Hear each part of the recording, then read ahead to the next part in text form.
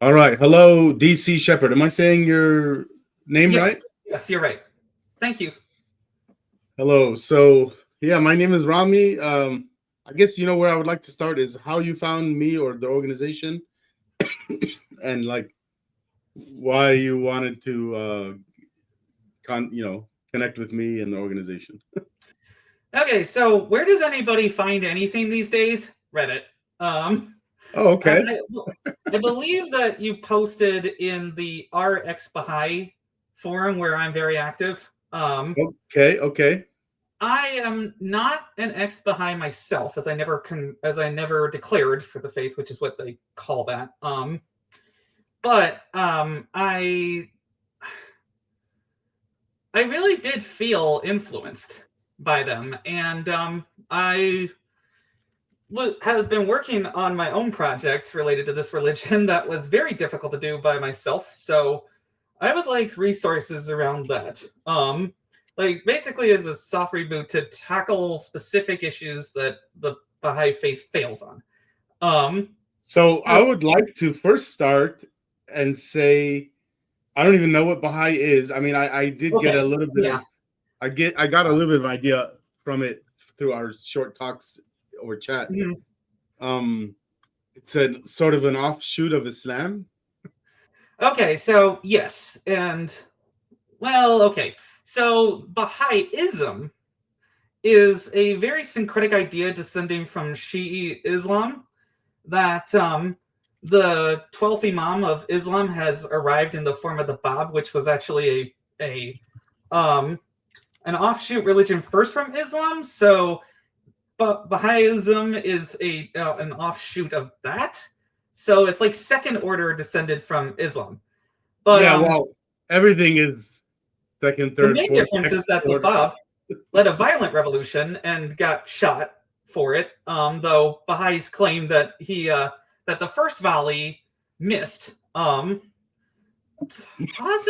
if there's a naturalistic explanation, I think that's just because soldiers were like, ugh, I don't want to be the one who does that, which is why some of them are loaded with blanks. But anyway, so after that, his 18 letters of the living, who were his closest followers, dispersed across Iran and the Ottoman Empire, and Persia at the time. And we're talking kind of recently. We're talking 1800s. Yeah, 1850. The revolution was 1848 to 1849, I believe, somewhere around those. A lot of this I'm saying off the top of my head right now, but I'll let you know if I need to look at my notes from past posts that I've made on the subreddit about this, or ever amazing On This Date in Baha'i, which is an excellent elementary resource for people who know nothing about it to just kind of glean a lot of through context. But basically, in the 1850s, there was this exile period, and Baha'ullah was exiled to Baghdad with his family, and for 9 days couldn't see them because of a flood. And during that time, he had followers over and said, I'm the next manifestation of God. Like, he really thought about this and said that basically, the Bab was the guy who came after the 12th Imam, or the Mahdi. So this is kind of like the Mormonism of Islam. Mormonism is to Christianity like Bahaism is to Islam. I would caution against any kind of attempt to directly analogize, just because Mormonism was founded in upstate New York in a very particularly American context in the Great Burning into the 1830s and stuff like that. But yeah, it was part of a new spiritualist movement that happened in the mid-19th century almost everywhere as people started applying more rational thinking and science to religion.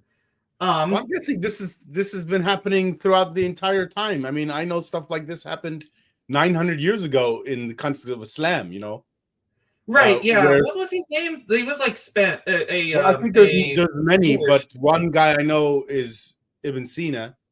Yes, that's him.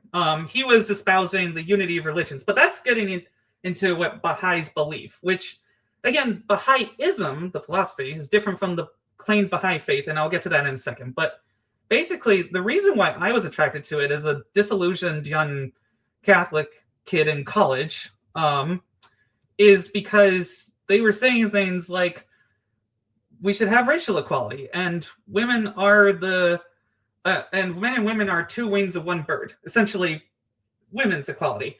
That was very interesting, and I got given this book called The Thief in the Night, about basically what you're trying to do, essentially connecting the failure of the Seventh-day Adventists in 1844 and the new religions around this time, like Mormonism, to the Declaration of the Bab and the telegrams, and like going to, or the Morse telegram, I believe, coming from Britain to France or something like that.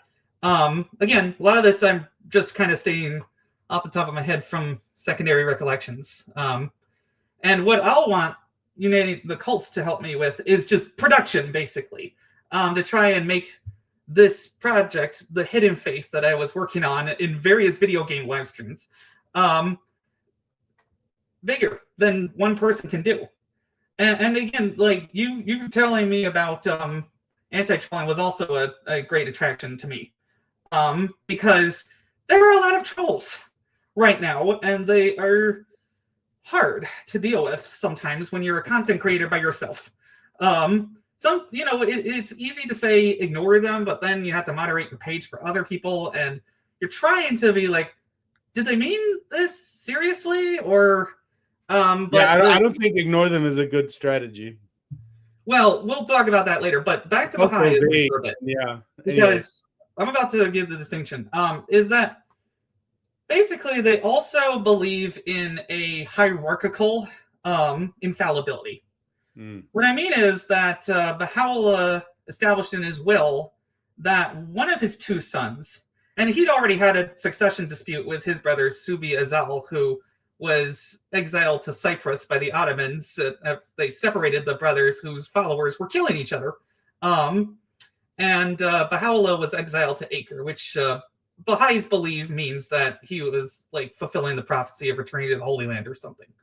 A lot of these are just historical coincidences that are given the import of the divine, especially when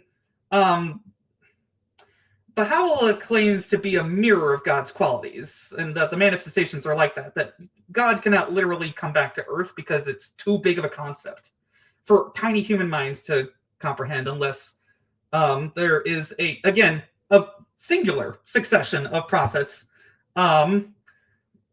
by basically just historical revisionism of, well, I'll get into that in a second, but he said like, oh, there's a lot of Mirzas and Midis and stuff like that, so I'll just go by Abdul Baha, which is the name that I know.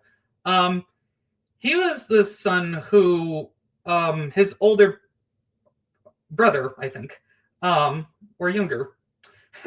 God, it's been months since I've researched this, and it's hard to keep a lot of these names straight. So I'll need to refresh a lot of my memory, hand over my messy tabs, like somewhere in the neighborhood of 60 of them, dedicated just to this on my iPad. But essentially, there was a succession dispute. Abdul Baha won and expelled his brother and his followers as covenant breakers, because again, the idea is that it's supposed to be a unified religion that gets rid of division in race and gender. So why not politics and religious succession too?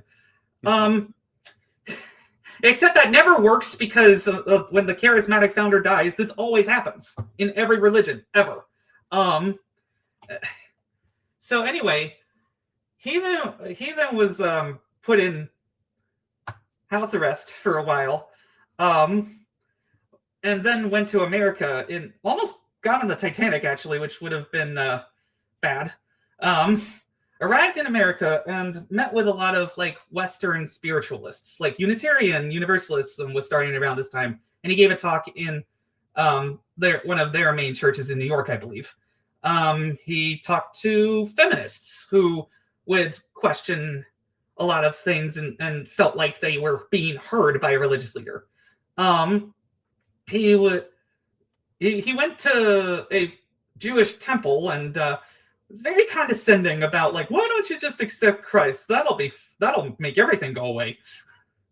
But okay, so then he had no children to give it to, so his will went to Shoghi Effendi, but not before, you guessed it, and another power struggle, and then Shoghi Effendi basically expelled his entire family because he was a weirdo who inherited an entire religion at 20 and then had a nervous breakdown for like a year and went to Switzerland to fuck off and do nothing while the rest of the religion waited for him to return as the guardian, which was supposed to be, again, a hereditary line of interpreters who would work with the legislature, in essence, the Universal House of Justice that's elected through a series of Soviet council-style elections where, like there's layers of representation at local, national, and international teaching council levels. Local spiritual assemblies are made up of any 9 Baha'is in an area. So they're very geographically spread out because they like to just have 9 people in a place. Then there's the national spiritual assemblies who are elected by votes of people in the well, not local spiritual assemblies themselves, but just in general, just like people voting. And then those national spiritual assemblies form an electoral college to elect the Universal House of Justice of 9 men, because this is an important point. The hyphen Baha'i faith, the main branch of claimed 5 to 8 million people, but statistics are really hard to come by in the Baha'i faith that are accurate / unbiased, along with a lot of the history. But I'll get to why that is in a second. For the Universal House of Justice, they are infallible now, because what happened is the one and only guardian, Shoghi Effendi, did not bother to leave a will, which is required by Baha'i law, then died of Asiatic flu in 1957 in London unexpectedly. So his secretary, whose name was Mason Remy, claimed to be the next guardian because he thought he was like the vice president who immediately succeeded the president if there was something wrong. And for that innocent roughly what year is this now? The entire National Spiritual Assembly of France was expelled. Like, people were literally banging on the doors for this. But they were the only disloyal ones, according to the Hands the Cause of God, who had been appointed by Shoghi Effendi and now basically said, yeah, we're the Universal House of Justice now. So when is this now? Like this time period, what are we talking about now? Okay, so this time period is characterized by a two-layered religion that claims to be the only legitimate one. I'm asking for the time. What decade was this? So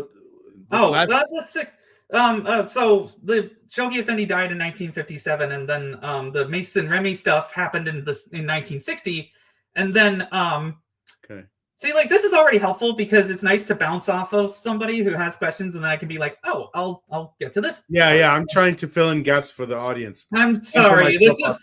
I could be talking for 10 hours and still barely be scratching the surface of this labyrinthine. Yeah. Help me understand something. With all this stuff you're saying, like in the 50s or 1950s, 1960s, when there's a clear void in the leadership, how is anyone still staying in it? Well, okay, so the Universal House of Justice has a very word salady style of letter structure, but basically they're claiming that they're just they're the ones who are filling in the gaps that were left behind by Shoghi Effendi and Abdul Baha and Baha'ullah and all the rest. So basically they're saying that if the Guardian didn't say anything different on it, then we just have to follow it. But if he's silent or anybody else is, then we can kind of just interpret it ourselves. They don't call it interpretation. They don't want to seem like they're usurping the interpretation and infallibility of that. But they are infallible themselves too, despite being elected, again, in Soviet-style council elections, because there is no campaigning for any office in the Baha'i faith. Some people might say that's a good thing because then you don't have partisanship. But they end up sending the International Teaching Center people who they kind of want as their own incumbents to succeed them, because you can pretty much just get reelected forever, on tours of the Baha'i world. And so by deign of recognition, people will just vote for the incumbents or their chosen people. So why I say two-layered is because in most day-to-day interactions, I never seem to see anybody like, in compounds or whatever, like still going about normal lives in the real world, and not have all their assets taken away, and stuff like that. So the administration, I have a question. Sorry, can I finish? Yeah. The administration is very loose most of the time in people's lives, unless people decide to snitch on each other, basically. But then the top layer of the leadership is the Universal House of Justice, and about 70 associated staff at the research department and stuff like that, who have all of the records of like the original Arabic and Persian translations.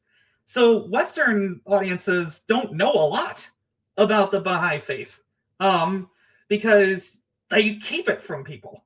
And let Rainn Wilson be the smiling face of PR.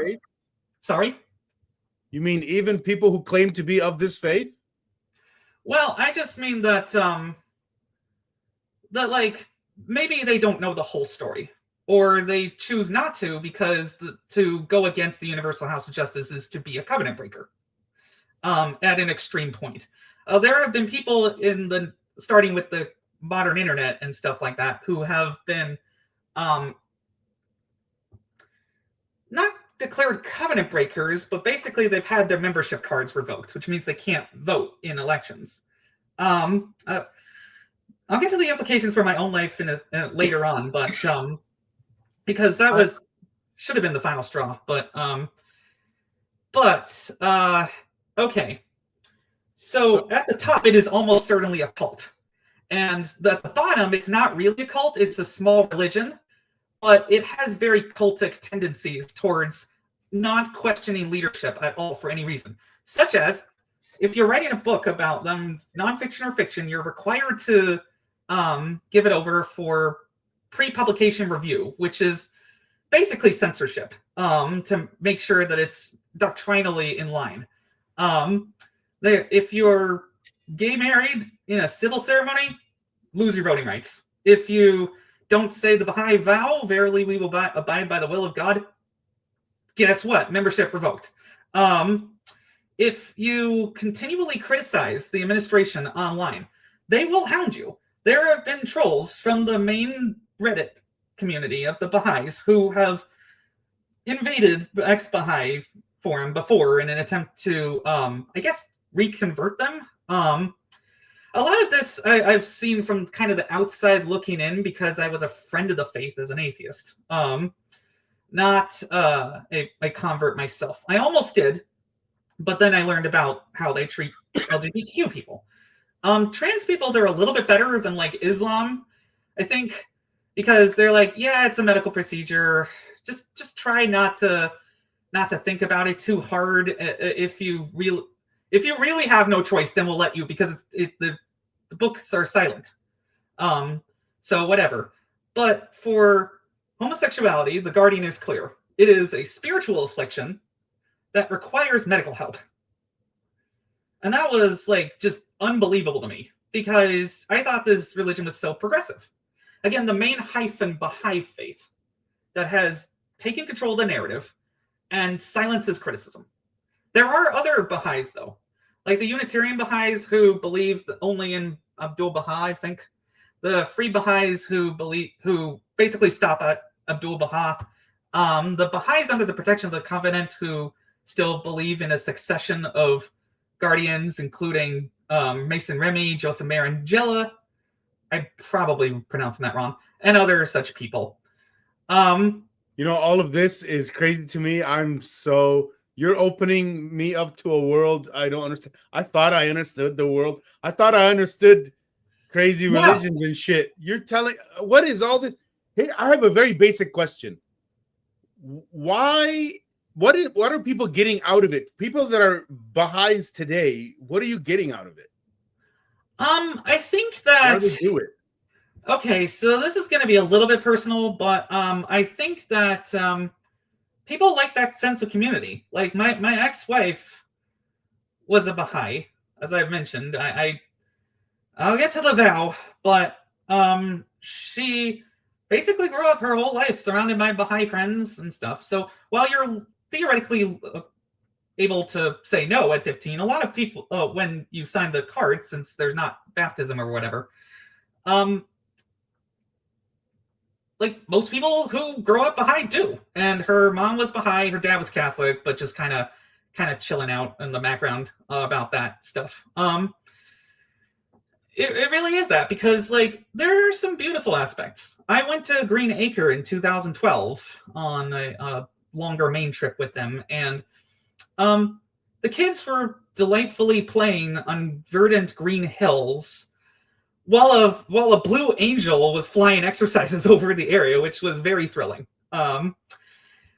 This is a small summer school in Maine where my ex-wife did a lot of summer activities. And like, that's not evil or anything. It's just like, they're very focused on youth as a concept and not childhood. Like that youth are a resource, that people are a resource to be used in various after-school activities, basically. Like the Ruhi Institute books, which are creepy as fuck.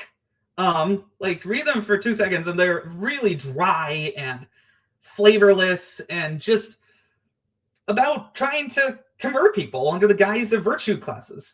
Baha'is have been penalized for this before in South Africa in the 60s, in India, in Eastern Africa, and have even been caught luring people in the United States to this sort of thing, especially people who just need childcare, basically.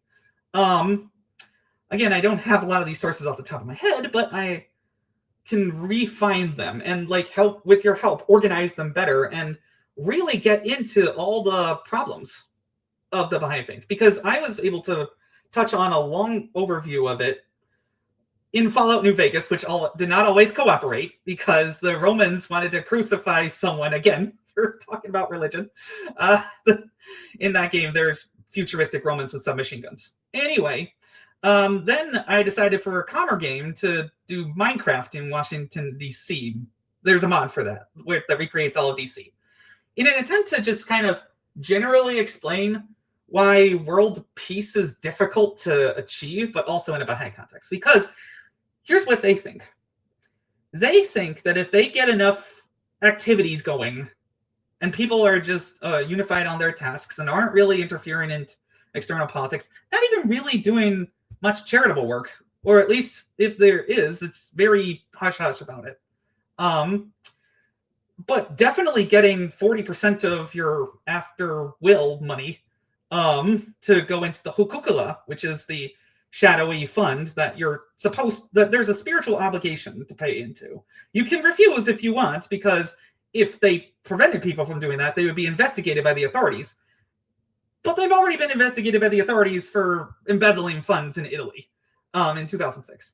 And I don't want to say that like every Baha'i is bad. It's just that what I think someone gets out of it by staying in the main Baha'i faith is very stultifying and flavorless, in my opinion.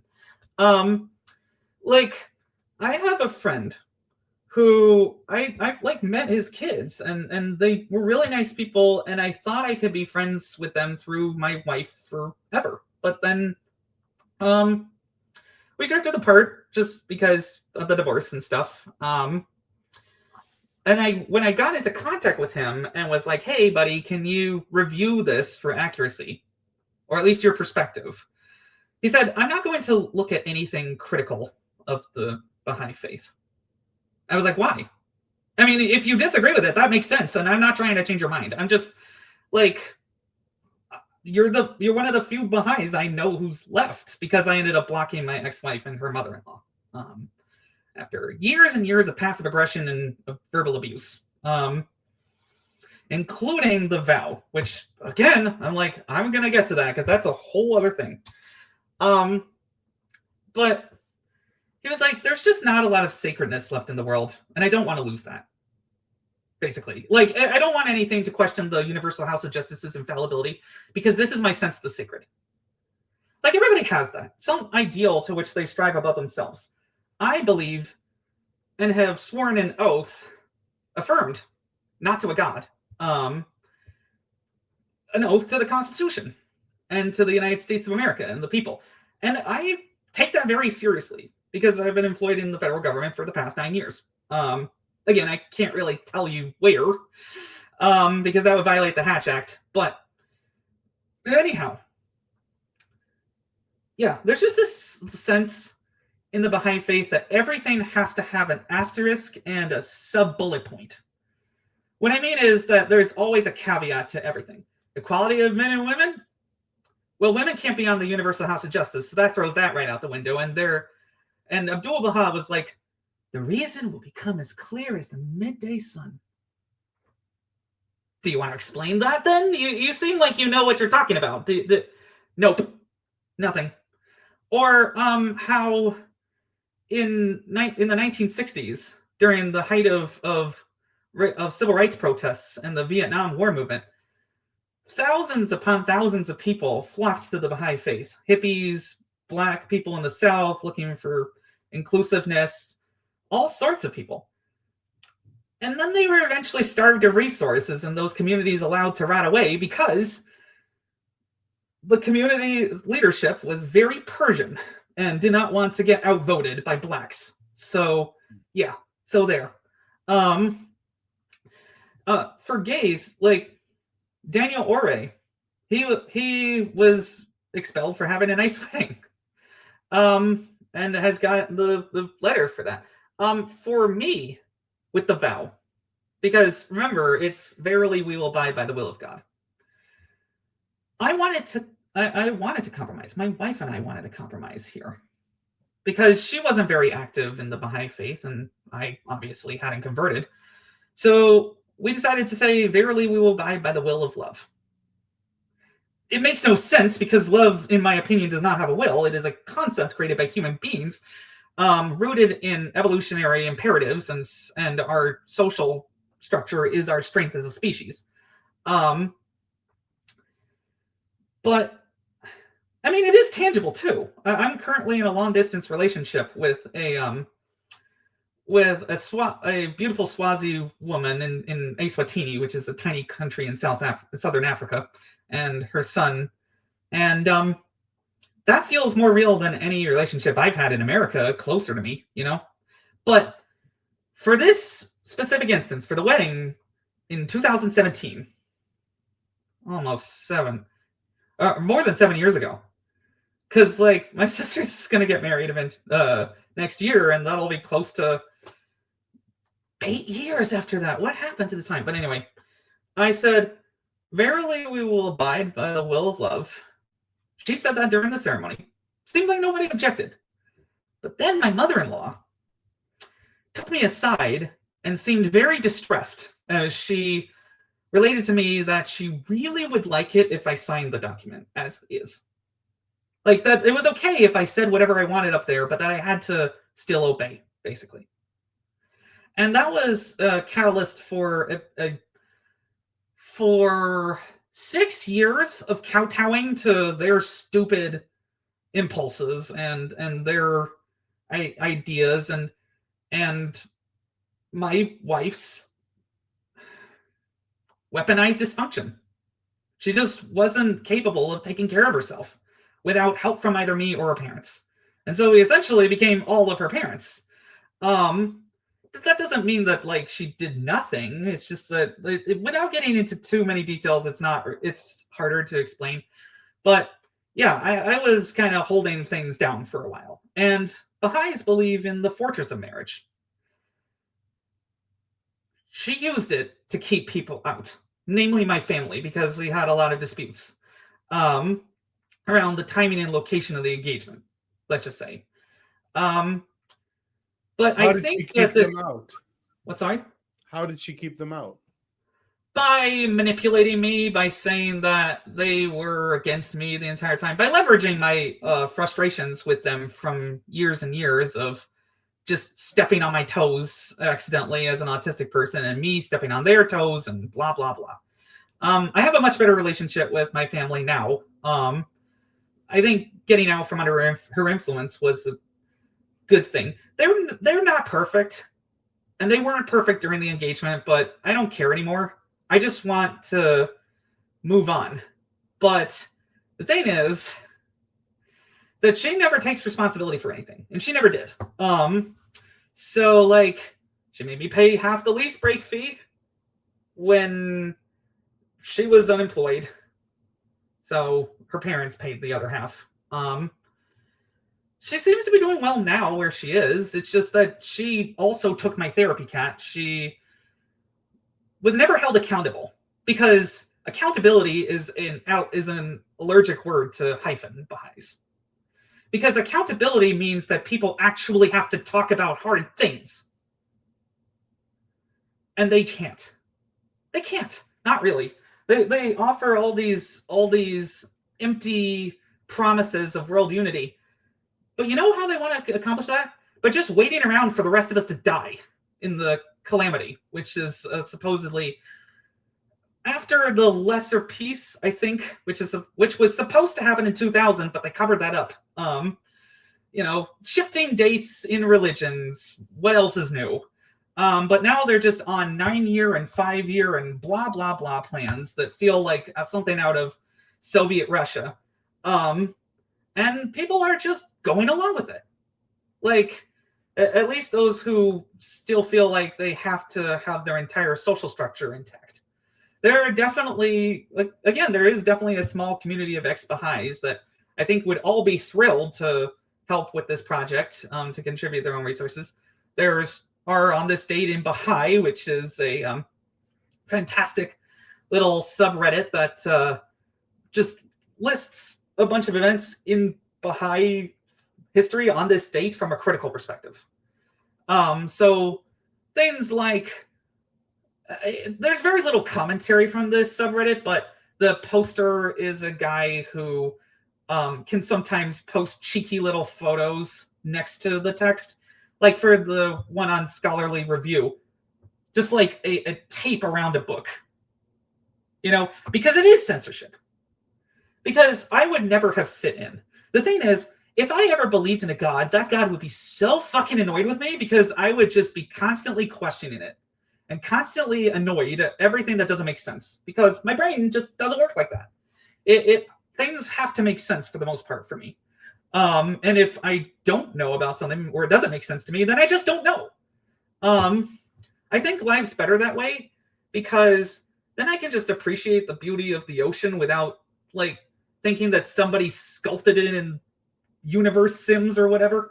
And then thinking about well, why did you create hurricanes and all of these floods and stuff? That can't be explained by free will and blah, blah, blah. Again, the Baha'is, they claim to have a unity of science and faith, but really it's anytime that there's unity with something else outside of a faith, we're still right by default, but we can kind of include you.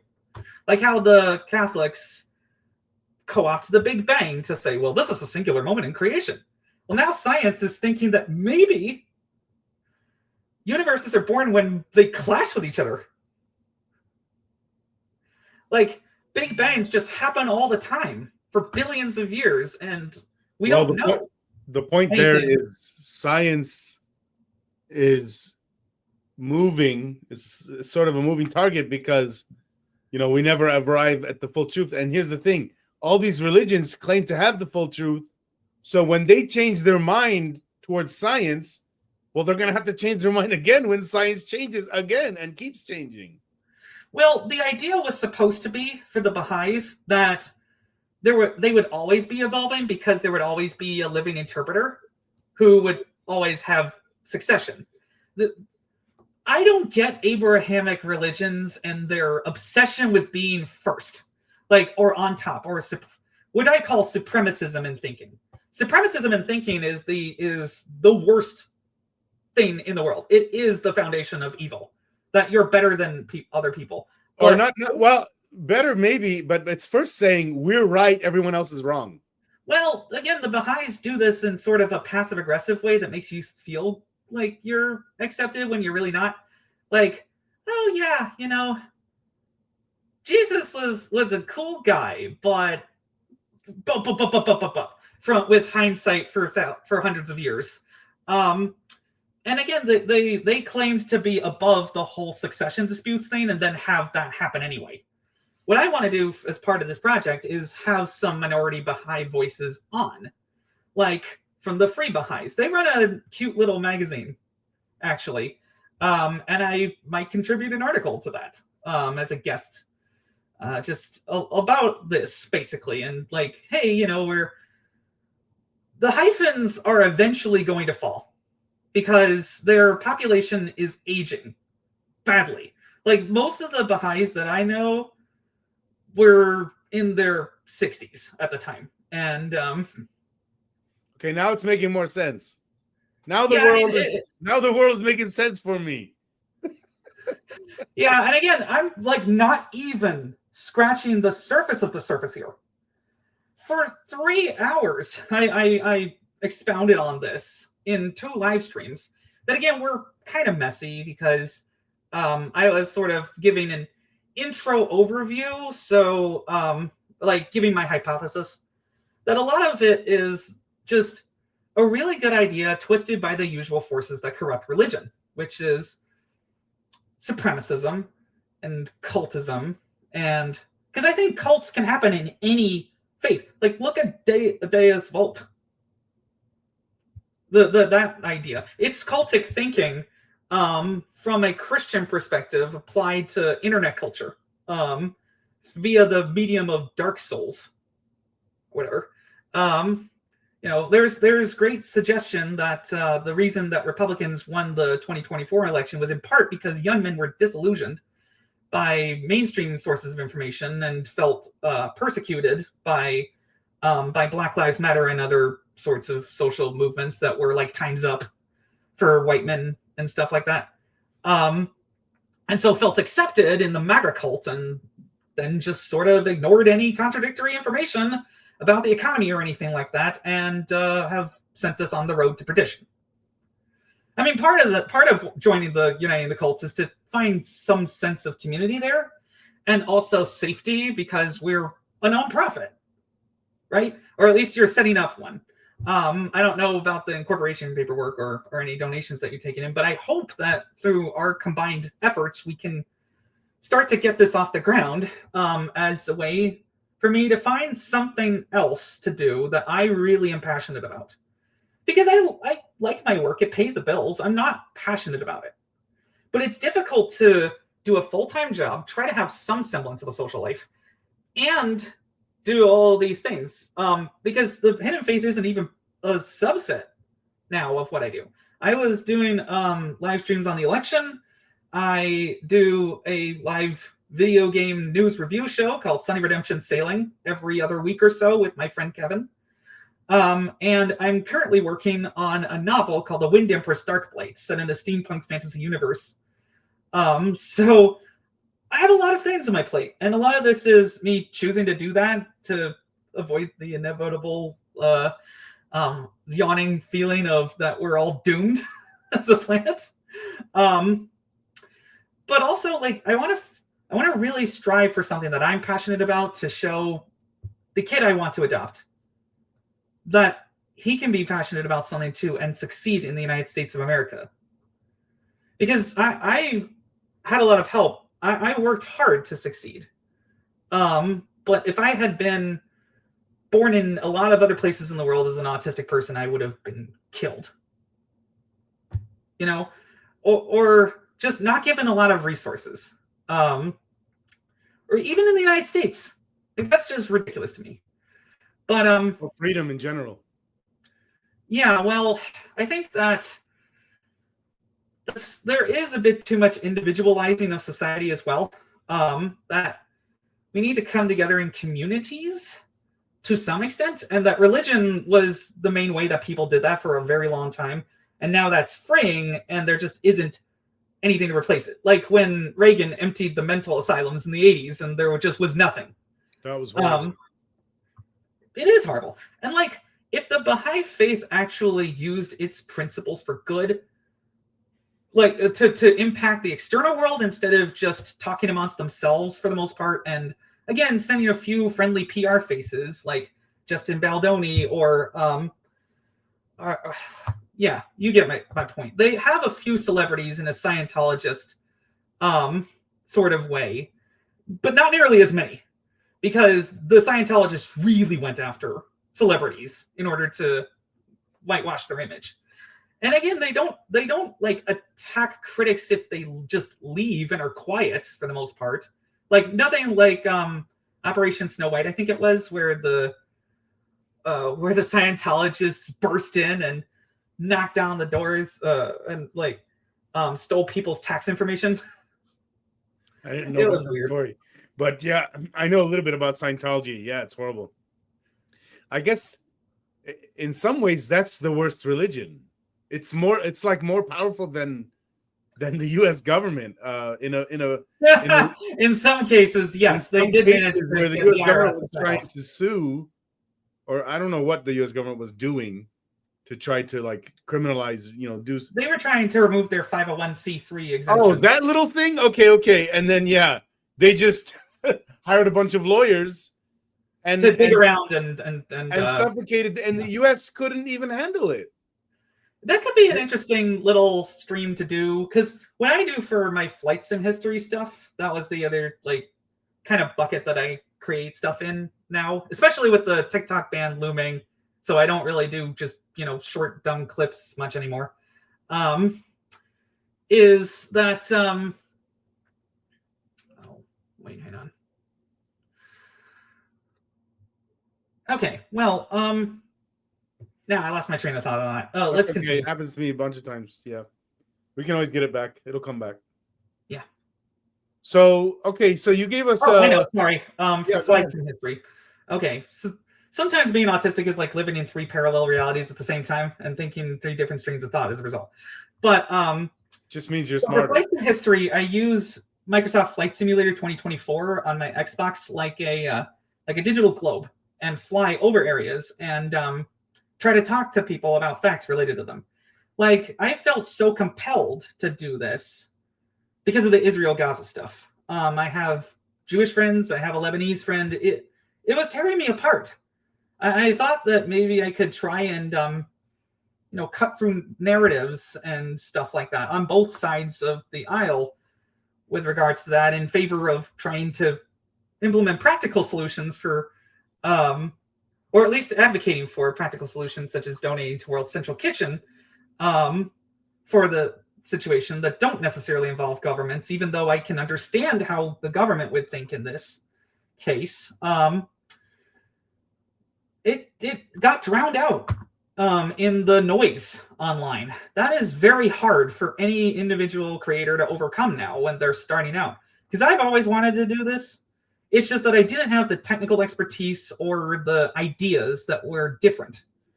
Like, this is different. It's using geography to teach history, and I love geography. So I would absolutely do that over like some important foundational areas in the Baha'i faith, or their current location in Haifa, Israel, which is why they're called the Hyphens, the mainstream denomination. They're also only 70 people because Israel doesn't allow them to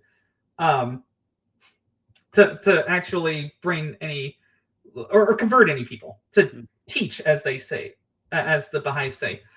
So that means they've been fucking useless in this conflict, and just have been for a long time. And there's been a lot of accusations about... I don't think that Baha'is are spies for Israel like Iran claims, because Iran uses that as a pretext for religious persecution, including forcing people to dissimulate if they want to leave the country legally by declaring themselves a Zoroastrian, Jew, Christian, or Muslim. However, if you do that, you get your voting rights taken away by the Universal House of Justice, because you're supposed to sit there and be a good little pawn for them to politically advocate to the UN, which is hypocritical because they tell their members not to get involved in politics.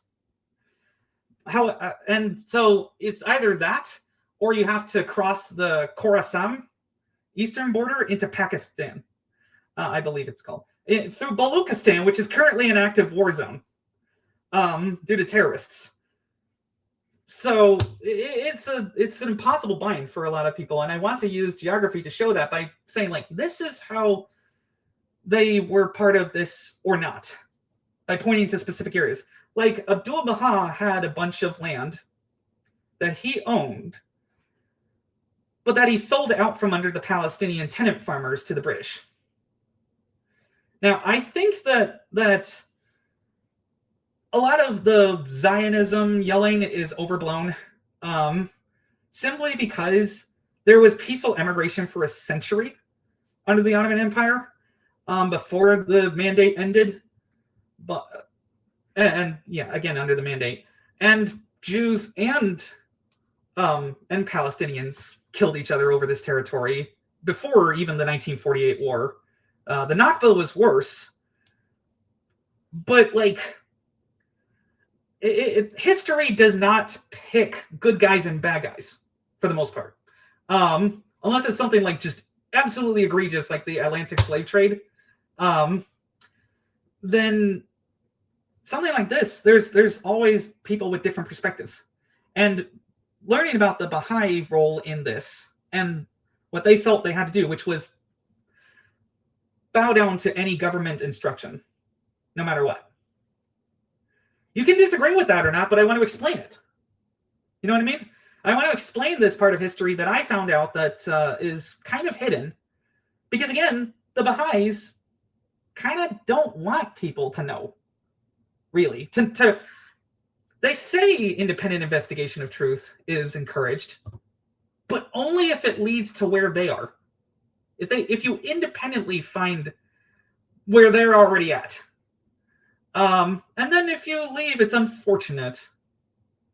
But everybody's on their own spiritual journey. Essentially, like, just, whatever, who cares about this person that is now gone, who could have really done something for the community, but we had to insist on the sacredness of Baha'ullah's likeness in a book about him that dares show what really happened, which is that he kind of just chilled in his room while 20 people were killed.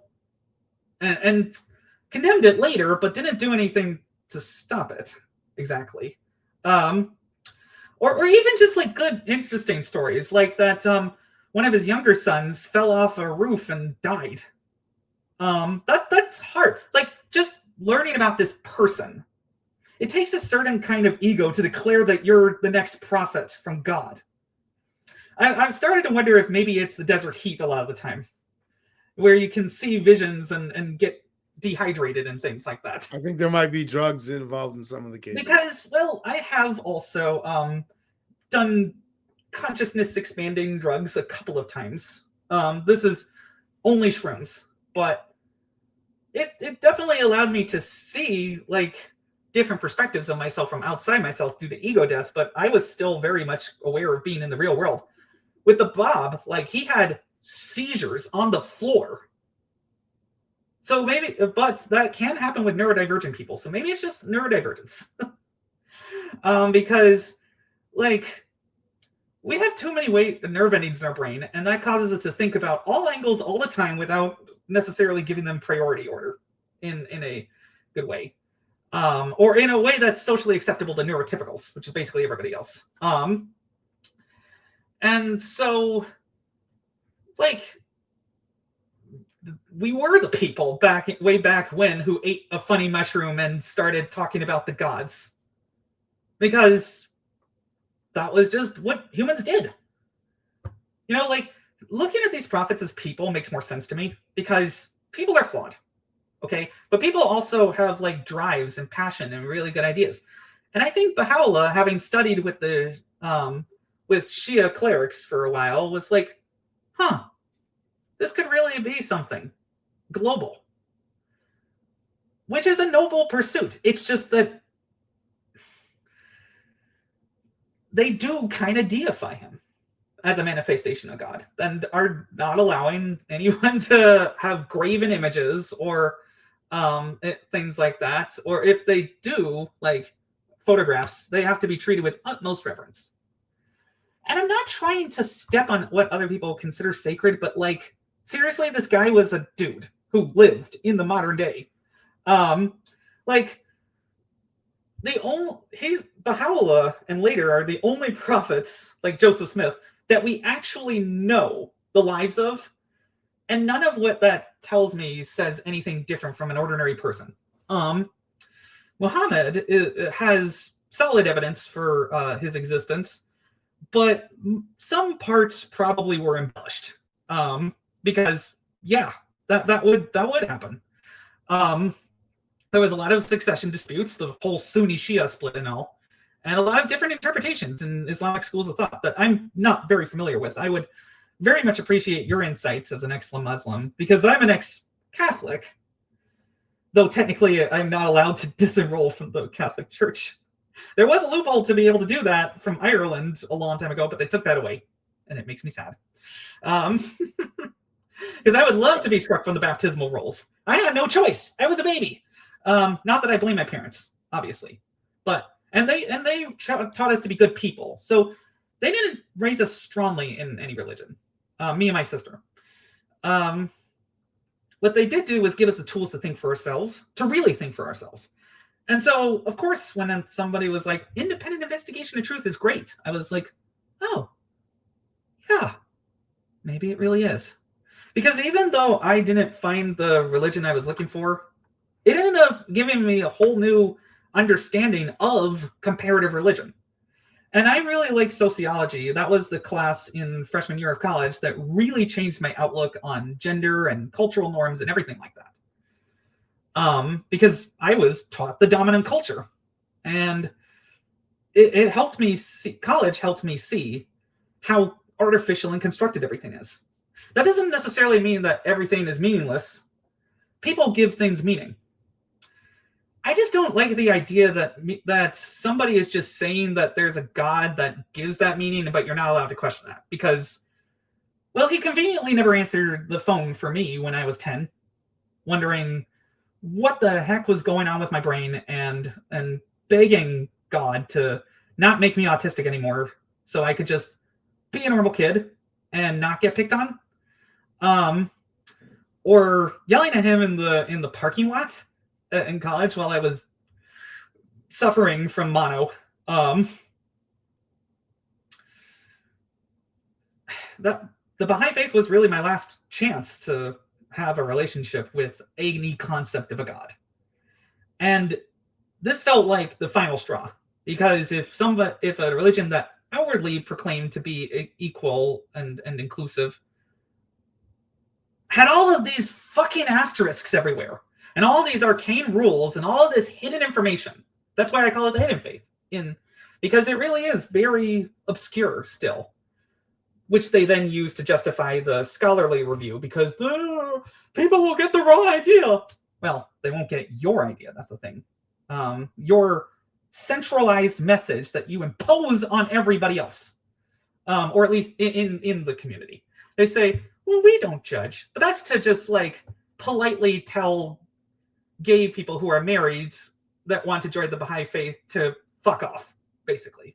And to tell non-binary people like me that the appearance of homosexuality, this is from a letter in the 80s from the Universal House of Justice to a concerned believer, because a lot of their corpus of answers is done in letters to people's questions, which they often just kind of ignore the real substance of the question and then just like pick apart the surface level arguments. Like, oh, this person is concerned that, maybe this isn't really a democracy, and this is why, well, democracy is flawed and the West is materialistic and blah, blah, blah. I mean, I don't think the West should be put on a pedestal, but the Enlightenment is a good thing, right? The Reformation, hello? It showed that religion could organically reform itself. Islam hasn't really gone through that. The Baha'is haven't really gone through that. Like, because the first split with the Sunni and Shia was violent. the splits with the Baha'is were like, you're a covenant breaker. You know, which is like, they're so weird about this that they dug up a guy's remains from frickin' 1898 to rebury them away from sacred land to remove the contamination. Apparently, it's like just being near them gets you spiritually poisoned. But they do this so you don't look at critical material of the faith. That you don't look at the talisman forums, their posts about criticizing the administration, but trying to give like very reasonable proposals. That you don't look at Dialogue magazine from 1988, which was like, hey, here's this modest suggestion. And then they got fucking smacked down by the National Spiritual Assembly of the United States for being dissenters, you know, like for being troublemakers, essentially. It's like, if you want to have discussions, do it in private. You can say whatever you want in private. In a dictatorship. Right? Like, that's just fucking weird. I get it. I get cultural differences and stuff like that, but this is supposed to be the religion that governs the world after the collapse in a world government, which I like the idea of world government. A world federation would be very difficult to pull off, but they want to have their embryonic spiritual assemblies eventually become houses of justice that handle state as well as religious affairs. So there is no separation of religion and state in the Baha'i world state. So it's a long con. It is a long con. At least in my opinion, by the hyphens anyway, because I don't think the free Baha'is really care all that much about what other people do or are really hoping for the calamity. But like, there are just some unhinged talks by Baha'is, like in the hyphen strain of it, the main one, the main branch of the river. Unlike Islam, I think I'd have to track a lot of these down because I have a actually this is a good time to pull up my YouTube notes because I have a separate playlist for hidden faith research that I haven't really mined. Let's see, view all. I'm gonna do A to Z. Okay. I hate when things are sorted by the because then it throws my brain off. But like. I have all these things. Like part of it is that Sufi discourse from the mystic that I was trying to tell you about. He's over here. Sheikh al-Arab. Okay, so there's this talk that's about 5.5 minutes long called almost 6 minutes long, called New World Order of Baha'is Exposed, where a counselor, which is basically like the executive branch now, because counselors are appointed to take people aside and let them know that they're doing wrong. But if they just apologize, it will probably be okay. I don't know how this actually works because I've never interacted with counselors. First of all, I'd have to be a member. Second of all, I'd have to have administrative privileges to like discuss discuss community business at the 19-day feast. Third of all, I would have to be disruptive in the community, which I usually am not. Except for times where I have meltdowns by accident due to autism, which is much rarer these days. And then be approached by the counselor. So I don't have any firsthand experience of how that goes, but it sounds like the inner party from 1984, doesn't it? Like the party or the outer party, excuse me. The inner party would be like the UHJ. The outer party are the enforcers who destroy history, who confront people, who tell them, hey, change your thing or you're going to get disciplined. And theoretically, you can appeal. But just like the Supreme Court, once the UHJ rules, it's final. And the problem is that they believe their rulings are from God. So they're unchallengeable. This is why the Supreme Court, you can appeal.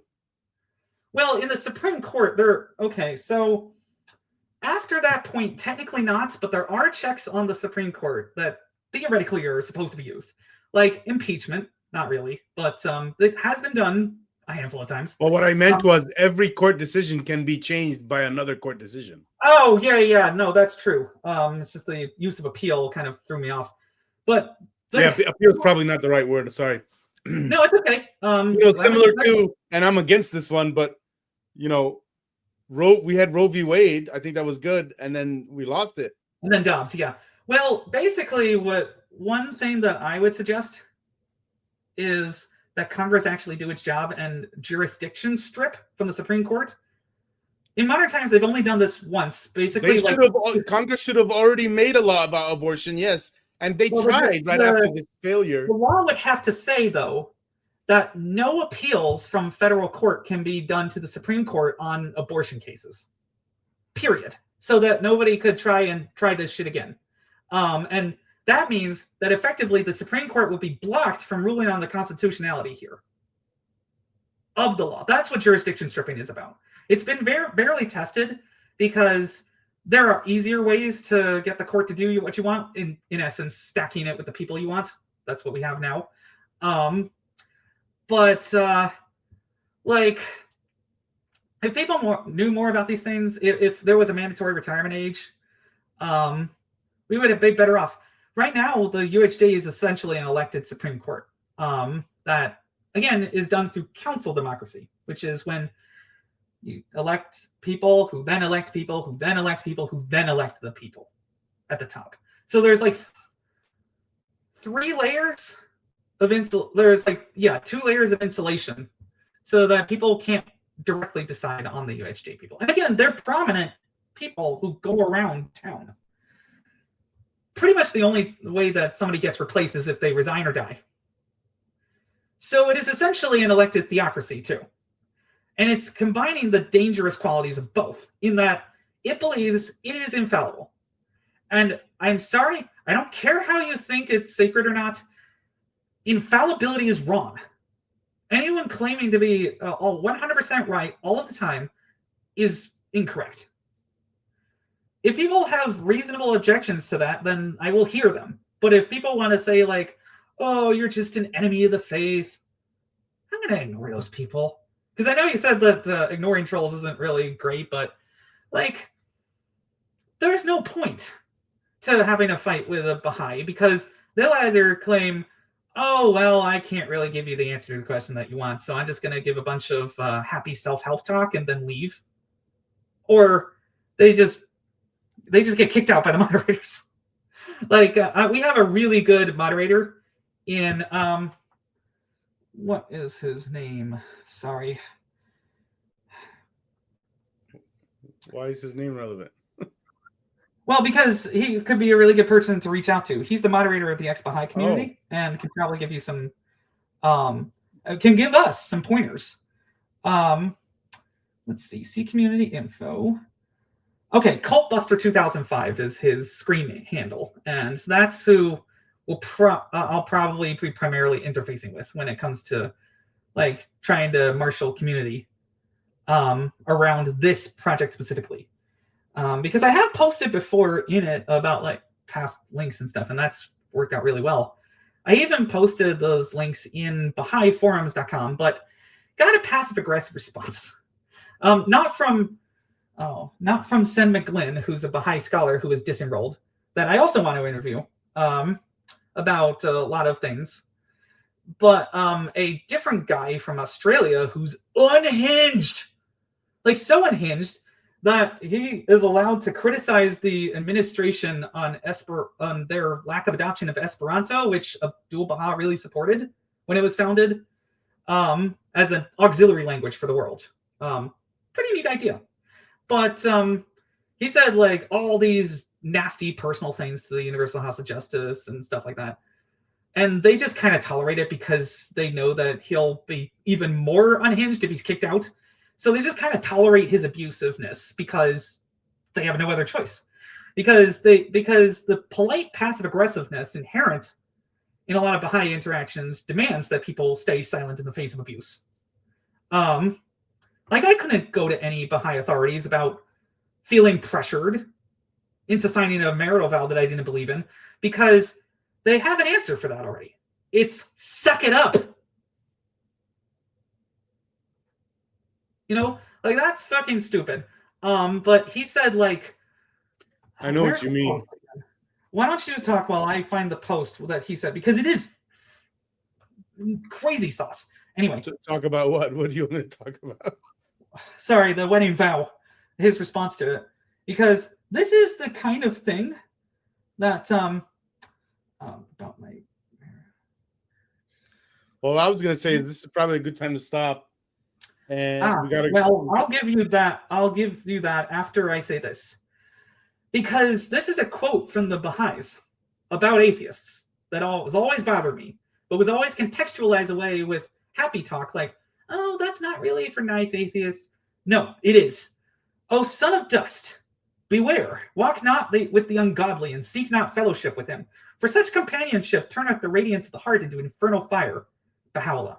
Then he goes on to say, "You sound omniscient, as though you've joined partners with God," which basically means like pretending to know anything that we don't tell you about God.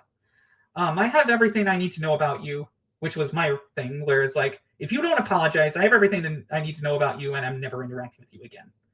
"And that you've achieved without answering, responding to, or consulting," which is their made-up nonsense word for talking the way I want to, in the setting that I want to, in order to reach the outcome that I want, or that we as the community vote on.